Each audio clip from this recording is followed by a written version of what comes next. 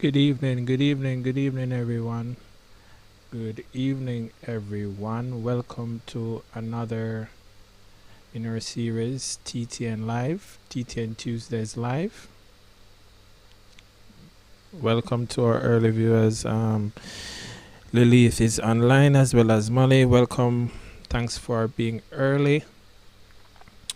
Yes, let we begin. Let us begin. Let us begin. Let us begin.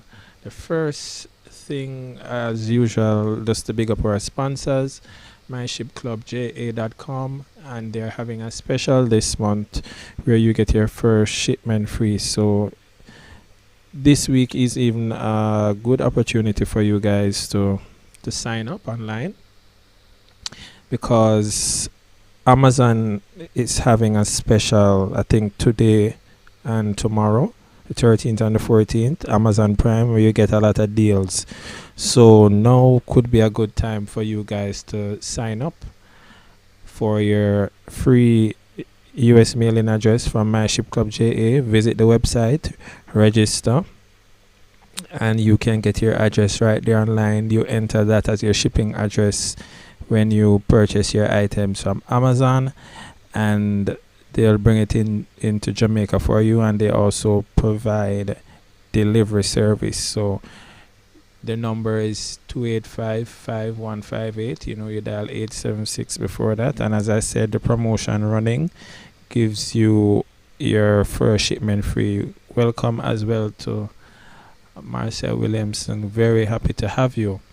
All right, let us begin with our first item that we came across. I had a little chat this week with one of my colleagues who recently went to New York for a wedding, and they were telling me about the comparison from them leaving Jamaica, going into JFK, and coming back into Jamaica, about those two different experiences. So coming back, they said they were really impressed with how the Ministry of Health has everything organized at the airport. And first of all, normally those of you who travel, once the plane touches down at the airport, persons normally rushing to get off. So that procedure has kind of changed a little. They kind of want to do it a little more orderly, so it's done based on your seat number. And, row by row, and you lead out quietly. And once you get into the that immigration section there, you have medical officials there to check and to screen you and go through the entire due diligence and protocols with you. When you get around to the section for customs, the police is there to assist as well. They install the app, the geofencing app on your phone, so that they can kind of ensure that you are being staying in quarantine, in home quarantine for the 14 days. And he also said that entire process didn't take more than half an hour. So he was really impressed with how our Jamaican medical personnel, along with immigration and customs and the police, coordinated to really streamline the process of persons coming into the island. First, he had to apply on the Jam COVID app in order to get approval to come. So that was the pre-screening stage. But he was also drawing a comparison when he went over to JFK, that's in New York. When he arrived, just a regular immigration person that is there, and they check you, and you basically go through no health officials to check you. You basically walk right into New York. So he was given the comparative to say that Jamaica is doing very well to have these protocols in place for persons who are entering the island, whether you're a visitor or a citizen, to screen and to check and to document and all these things. But when you go to New York, you basically just the immigration personnel alone, and they look in your passport and they stamp it, and no health official, and you go through. Nobody to even take your temperature, nobody to document anything. You're just free to enter New York. So kudos to the Ministry of Health for the protocol and the streamline that they have set up to kind of safeguard the citizens of Jamaica. Welcome as well, Sharon Stewart. Delighted to have you joining us early. All right, so we're moving on to our second item that we are going to cover this evening, and that is teen kindness shines on needy family. So Carleen Ware, the Ware, just like how you have Warren Ware, I don't know if you know Warren Ware, so it's Weir. So her name is Carleen Ware of Palmer's Cross in Clarendon. Says her life has been changed by the generosity of a 14-year-old. In an interview with the Gleaner, so this picture is courtesy of the Gleaner, the mother of three detailed the years of struggle to fend for her children. With her husband disabled, Weir said that her daughter Kephana tenure through primary school were the hardest years. It was rough. She could not attend primary school outside the area we were living because I couldn't afford the bus fare. Weir lauded the staff at Palmer's Cross Primary and Junior High, that is Kephana's alma mater. So Kephana is the daughter and the mother is Carleen Weir. She lauded the staff for assisting her daughter with lunch and stationery. They gave her a little lunch and it carried her through, she said. Kephana, who is now 14, graduated primary school among the top students. Though elated, a feeling of trepidation lingered in the Weir household. Her mom was worried. Even though she graduated top of her class to go to high school, she was still in an unstable state, not knowing where the financial support would come from. So I didn't know how I was going to send her to Denby High.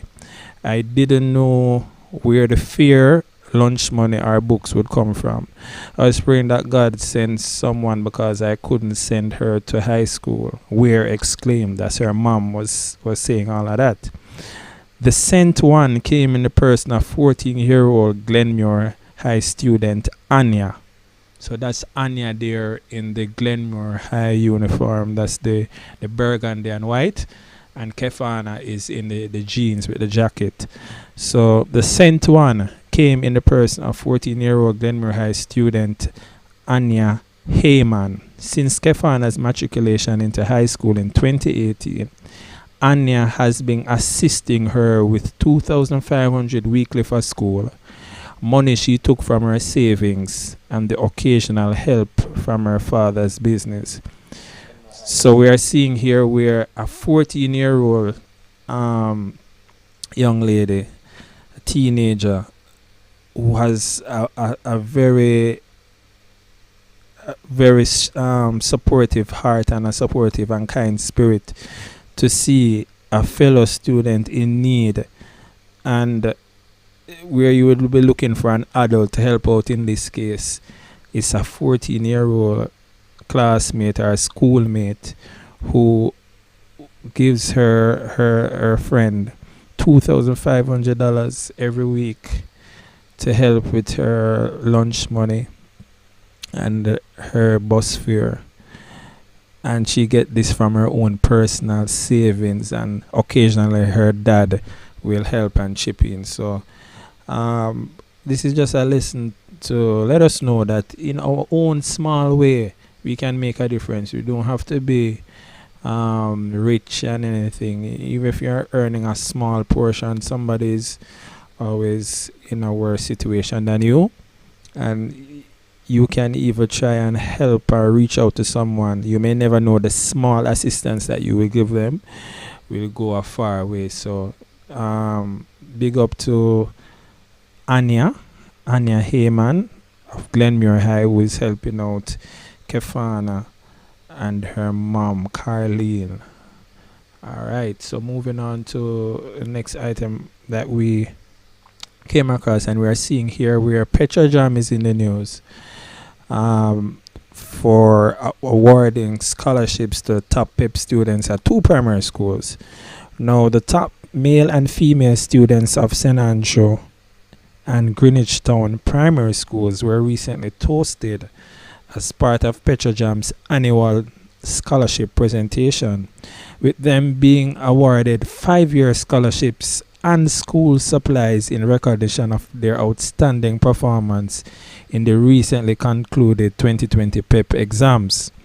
Now, the 2020 awardees, Roshan Lowe, who was a top boy, and Shanira Beadle of St. Andrew Primary will be attending Calabar High and St. Andrew High School for girls, while Tishani Hamilton, who is at the other top boy from the other school, and Tawia Lothian of Greenwich Town Primary will be attending Camperdown and St. Hugh's High School for girls respectively.